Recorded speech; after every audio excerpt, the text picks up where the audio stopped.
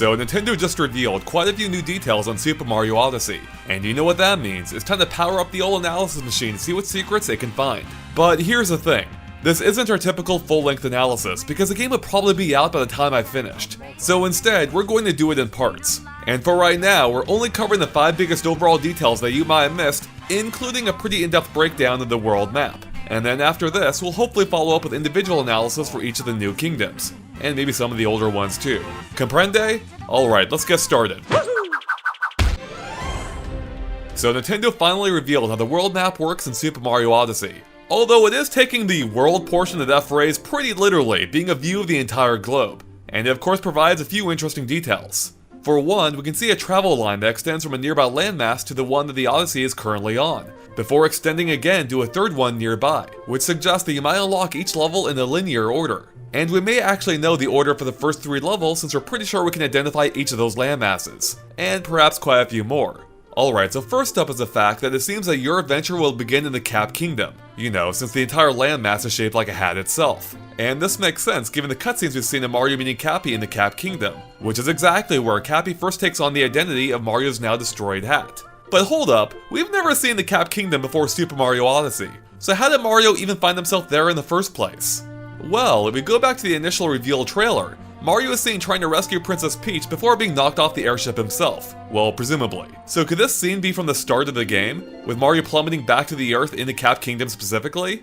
Don't forget that we also see Bowser stomping Mario's cap while aboard this ship, which might explain how it ends up in this sad state when Cappy's holding it. And of course, we already know that the reason the Cappy joins Mario in the first place is to try and save his own sister, Tiara, who was kidnapped along with Princess Peach. And by the way, we can see a rundown ship in the background here that looks suspiciously similar to the Odyssey, complete with sail, or at least a frame for one. So maybe Mario and Cappy's first task is to restore it to operational condition, perhaps by finding moons. So after the Cap Kingdom, the travel line leading from it connects to another kingdom nearby, being this one shaped like a fossil. You know, like the fossils we've already seen in the Cascade Kingdom, which seemingly confirms that that'll be the second kingdom you end up visiting. And from there, the travel line extends to a third kingdom, presumably being the Sand Kingdom. You know, based on all the sand. And we're going to go out on a limb here and say that the forest one bordering it is probably the Wooded Kingdom, which also appears to be shaped like a pine tree. Oh, and by the way, all of this so far is backed up by an official map that came out some time ago. We can just see everything in a lot more detail now. And based on that map, we know that the Metro Kingdom and Luncheon Kingdoms are on the opposite side of the globe, which are probably the landmasses that we can just barely see when the camera's zooming in on the planet. Now those 5 regions are the only ones on the map explicitly labeled, but we're pretty sure we can pinpoint a few more. For one, if we freeze it right here, we can see some islands. And based on the purple water surrounding them, we're pretty sure that these are the same tropical islands that the narrator refers to here, in this otherwise unnamed kingdom. Now, as you might recall, a picture of an amiibo box for Super Mario Odyssey was recently released that seemed to leak 3 previously unknown kingdoms, one of which was the Lake Kingdom. So could this be that very kingdom? It would make sense given that in all the scenes here, we can see landmasses in the background, seemingly confirming the body of water here being a giant lake. Next up, if you freeze it right here and zoom in, we can see a mushroom-shaped landmass, which we're pretty certain is a Mushroom Kingdom, which was the second of 3 kingdoms leaked on the amiibo box. And given that the Mushroom Kingdom is usually where most of Mario's adventures take place, we wouldn't be surprised that that's the game's true starting point, at least from a story perspective, before Mario meets up with Bowser on the airship and presumably gets knocked down to the Cap Kingdom. Okay, so far we've placed every kingdom that Nintendo's officially shown off except for 2. The Snow Kingdom, which by the way was a 3rd kingdom leaked via the amiibo box, and the Seaside Kingdom. So for the Snow Kingdom, we'd guess that it probably takes place near either of the poles. Perhaps in this cold looking region above the Sand Kingdom, or maybe somewhere down here. And there does seem to be another landmass down here too, although that one appears to be near a bunch of shallow water. Could that possibly be the Seaside Kingdom? Finally, you may have noticed Bowser's airship hovering over the Sand Kingdom. And from our playtime with the game, we already know that there are story details involving his presence there. So this might also suggest, like the levels themselves, that the story details unfold in a linear fashion, with Bowser's airship moving level to level as you uncover those story beats. So that covers it for all 10 kingdoms that we know about for sure.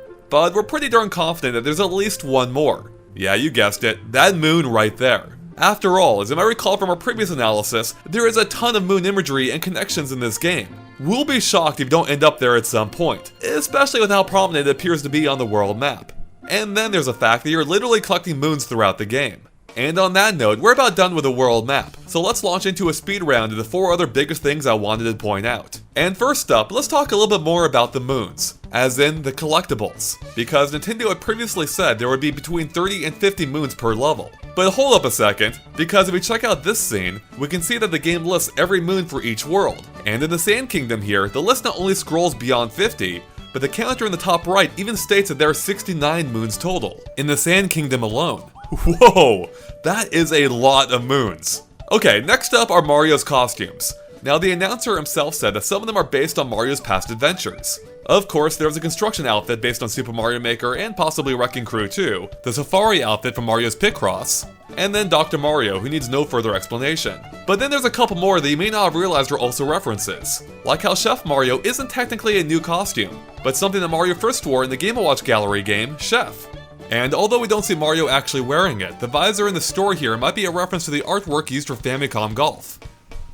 And then there's this outfit with Mario wearing a beret and a painter's apron, which you might have thought was a reference to Mario Paint on Super Nintendo. But actually, it's a reference to its sequel, Mario Artist, which was only ever released in Japan on the Nintendo 64 disc drive. And hey, while we're on this scene, did you notice a cool New Donk City graffiti in the background? Wait a second, is this your doing, Mario? You're not above the law, man. You already got in trouble for this once before. At any rate, the really cool thing here is that the red-shirted blonde in the artwork is actually a direct callback to that same woman featured in the original artwork for the arcade version of Donkey Kong, as in Pauline. Yeah, she looks quite a bit different these days, which makes the reference all the cooler. And the same thing goes for the Donkey Kong graffiti here too. And it really makes that recently revealed Donkey Kong scene all the more fitting. And while we're on the topic of Pauline, a scene in the Wooded Kingdom reveals a girl Goomba wearing her exact hat. But where did the Goomba get it from? I mean, is it the same hat or just a similar version? And that Goomba does seem to be falling in love with the Mario hatted one here. Does she just have a thing for mustached Goombas? Or could that be a hint of there being a similar blooming romance between Mario and Pauline? But how would Peach feel about that? And to top off this crazy line of questions that I never thought I would ask, what if that's Pauline possessing a Goomba?